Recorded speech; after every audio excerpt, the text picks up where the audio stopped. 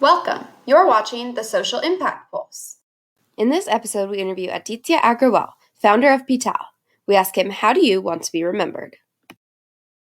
I want people to be remembered as an organization that not just, works at helping these artisans to earn their daily living, but more so works at transforming the entire craft and not just focusing on reviving livelihoods, but reviving the entire craft community on a holistic level. So if I had to talk about it in the fact that one of our initial goals was to make sure that if we had to make sure that the craft is sustained and is sustainable in the long run, then the younger generation needs to come up and take this particular craft form ahead. And because of a lot of problems and how the conditions of some of the craft communities are, even the artisans who are practicing themselves, they don't want their children to come into that community. They don't want their children to do the same thing or suffer under the same problems that they are suffering.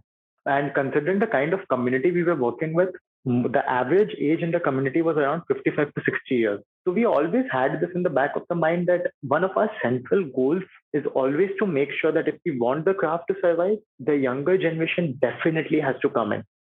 Otherwise, there will be no one else to carry forward the legacy of these artisans. And we don't want this craft to get lost or forgotten just because the people who are doing it are not surviving or are not alive. So I would say that, our goal always has been to make sure that the future generation comes into this. And I would say that fortunately, over the last couple of years, because of our intervention, we have seen a lot of children of these artisans slowly coming into this, and even the artisans being prouder of that fact. They no longer don't want their children to not come into this craft, but they take pride in the fact that their children are also coming, and they want them to carry forward their legacy because they know for a fact that they can trust in people and there's a future in the entire process.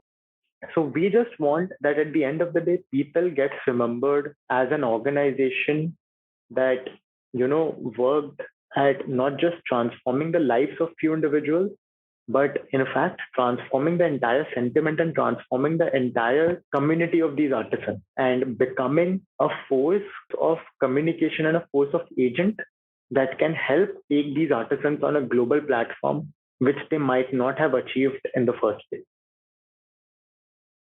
Thank you for tuning in to the Social Impact Pulse. To listen to the full episode with P-Tal, please visit the link below. We'll see you next time.